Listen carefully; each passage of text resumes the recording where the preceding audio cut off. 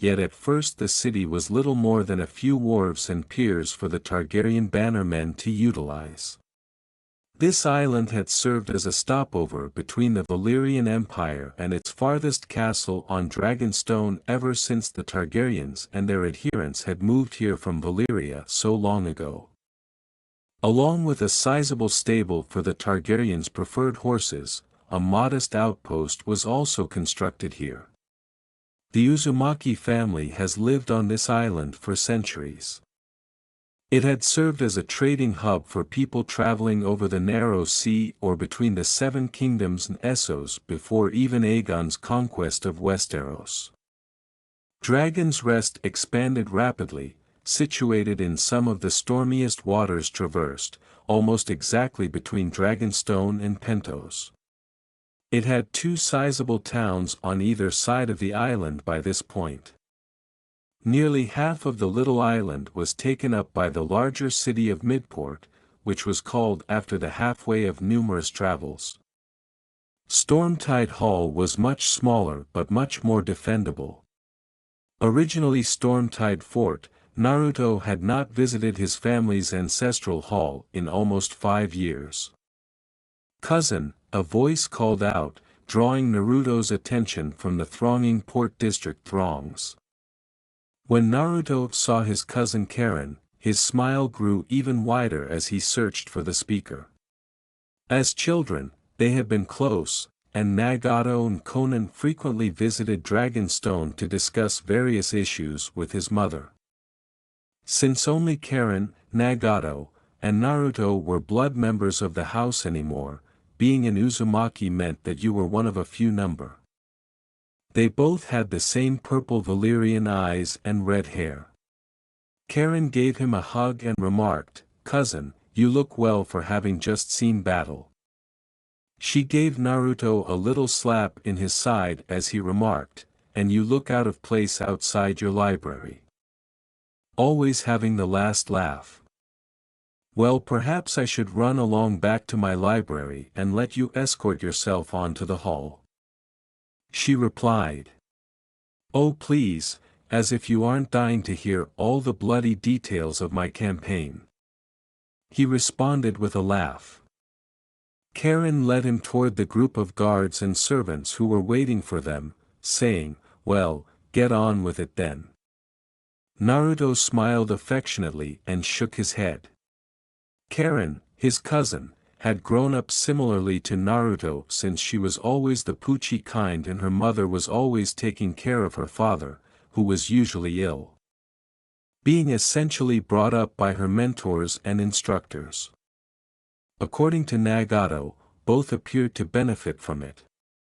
Jokes about how he could rest easy knowing the future of the house would be secured with the two of them were always used to make fun of his ailing health. Naturally, there was the man's presumption that the two would eventually get married. It probably was, too. If Naruto and Karina were to be married, their offspring would easily split the lordship of Dragonstone and Dragon's Rest and build upon the wealth his mother had amassed for the family during Robert's rebellion. Nor was it an unattractive fit for Naruto. He was a year younger than Karen, who was obviously developing into a pretty, if rather strange, woman. In essence, she was the ideal Uzumaki woman, something his cousin Nagato would constantly boast about whenever they crossed paths. Naruto inquired about her father's health after concluding his story about completing the red banners and realizing they had not yet arrived at Stormtide Hall, even halfway there. Unfortunately, the girl appeared to lose interest in the subject that worried him. "He has become bedridden once more. This time is so much worse though. His hair has gone thin and white and his skin has turned gray. It's as if he's dead already or at the least been cursed with decades of time taken from him. The maesters say they have never seen something like it before. Mother has done everything from bringing in priests out of Pentos to praying to the first men's old gods, but Maester Portar says that it is likely he has only a few weeks or months left. Karen said with sadness as the wheelhouse traveled the rough path to her residence. As he put his arms around Karen, Naruto whispered, "I'm sorry, Karen. You know that if there was anything I could do, I wouldn't hesitate." With a sigh at the prospect of losing her father, the girl snuggled into the embrace. Karen spoke into Naruto's blue and red kaftan, which muffled her voice, but he was clear enough.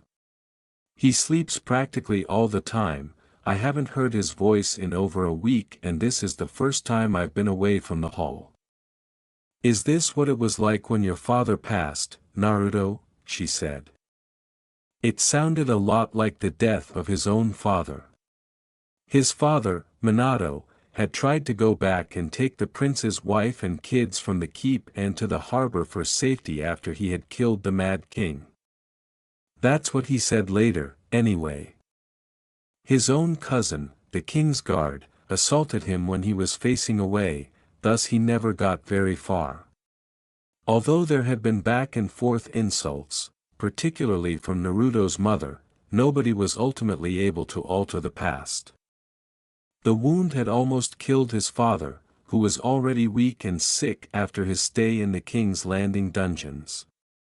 He had been rather similar to Nagato, even though he did live long enough to sire Naruto and even to reach his 5th birthday.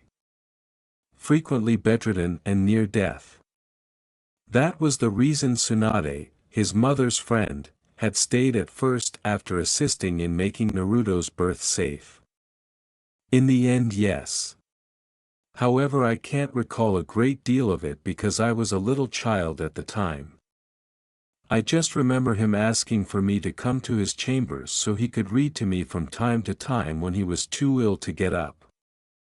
Naruto responded after a moment's pause. "I'm sad to say I have no memory of your father. Only a few of your mother as well. Just that she was like you, I think, but womanly." Karen replied. With a little chuckle, he said, "Wouldn't it be that I am like my mother but manly instead?" Karen responded, "It would if you were a man. Still just a boy, I think." Naruto grasped at his chest and made fake affronted noises. Karen's tone became more serious as she stated, "Even so, you truly do remind me of her. Especially with how you cheer me up, cousin." At that, the two embraced once more. With a false sense of pride, Naruto asserted, "Of course, I think I spread joy everywhere I step, you know." As they traveled to Stormtide Hall, the two Uzumaki kept talking. The black walls of the castle were already easily distinguished from the white cliffs on the eastern coast of Dragon's Rest. The keep stood lofty and commanding. The hall was a powerful stronghold in its own right, but nothing compared to the imposing black fortress of Dragonstone. Naruto couldn't help but think back to the last time he had traveled this route as the gang made their way past the few gatehouses along the road leading up to the castle's bridge. He was on his way to go squire for Stannis Baratheon at that same moment. A farewell visit. As he crested the slope, Naruto gazed out the carriages opening to take in the view of his family house. The Barbican was the first place they stopped. The long, narrow causeway that served as the only entrance to the castle proper was preceded by an outlying gatehouse. The final section of the bridge they traversed before entering the castle itself was a drawbridge. Stormtide Hall was a big space for a minor aristocratic house. They arrived in the castle's larger courtyard after passing the gatehouse. In the years he had been away, not much had changed. Horses and damp mud and stone from the frequent rains, the same courtyard, the same grass growing between cobblestones older than any living person. Carrie baited Naruto to smile at her, saying, "I didn't realize you missed this place so much, Naruto. I'm almost jealous of some weeds and cobblestones." There is just something about being back. I love Dragonstone, but there is something special about this place. Naruto replied. Karen gave a warm nod. She has some understanding. She didn't like the idea of ever leaving Dragon's Rest for years at a time. As Naruto assisted her from the carriage, Karen remarked, "We should hurry up to Father's chambers and see him. Perhaps he will be awake and can welcome you." Between the first courtyard and their objective, the two ascended a number of stairs. Prior to the stairs leading to the Great Hall itself, one must first ascend the inner wall to the upper yard. At last, the lengthy ascent to Nagato's quarters via the keep tower.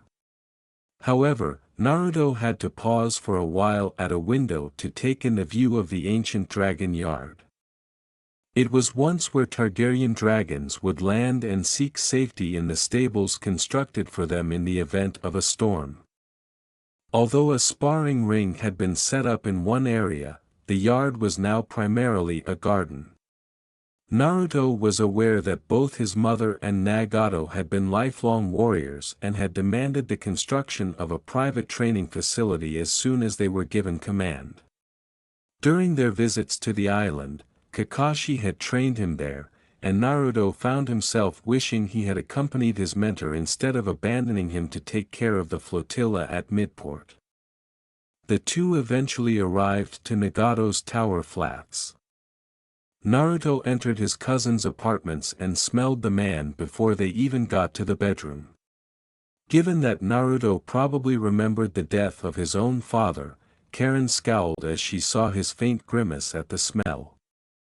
The voice was solemn as Naruto murmured, "It smells of death, cousin." Karen said, "Of course it does. He's dying. I told you that." Naruto grimaced at her tone once more. Karen gave her a pitying glance and then knocked on the door, calling them in. The scent inside the room was almost as strong as it had been outside. A few maids had gathered in the room, mopping the floorboards next to the bed, which were obviously covered with vomit. Naruto remembered the man on the bed as being tall, lanky, and having wild red hair like all of their relatives.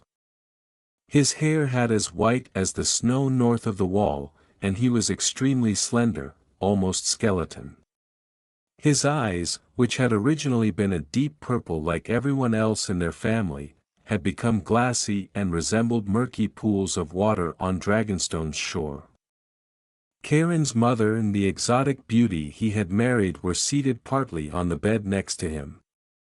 According to legend, Conan was a white grace in new guise before leaving her ancestral home in hopes of a different outcome than the girls who advanced to become red graces in the pleasure palaces.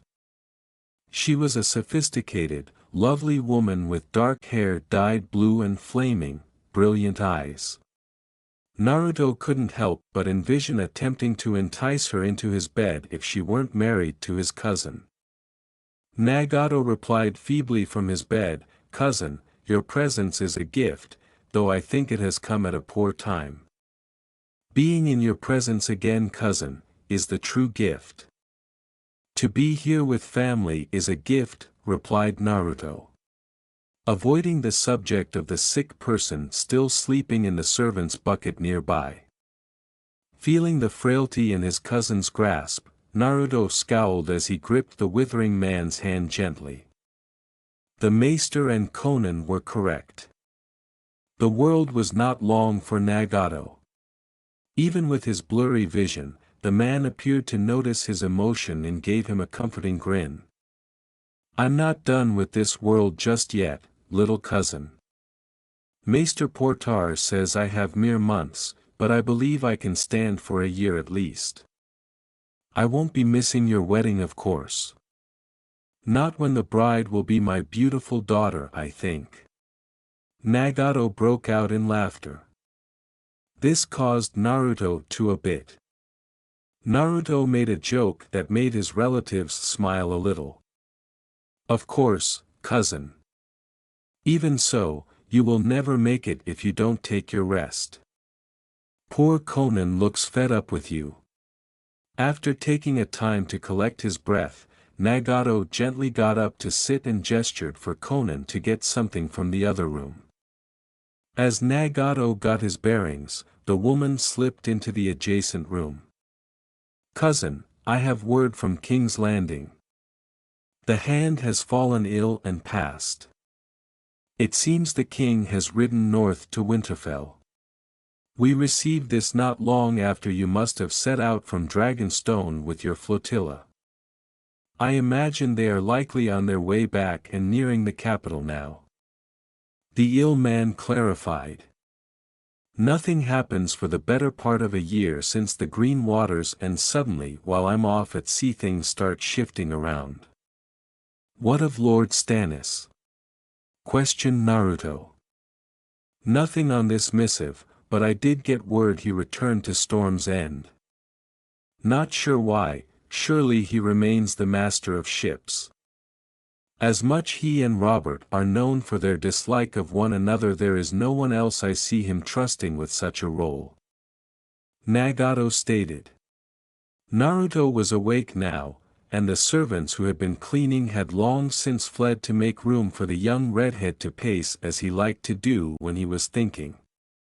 True, why would the king ride to Winterfell with the death of the hand though? I assumed to meet Stark, but that would only mean he plans to make Stark his new hand. What should we expect from that? No doubt Stark will be the new hand, if not yet, by the time you return home to Dragonstone. Perhaps sailing to the capital would benefit you and the house during this time. Taking stock of lords and whatever they are spinning in that vile web.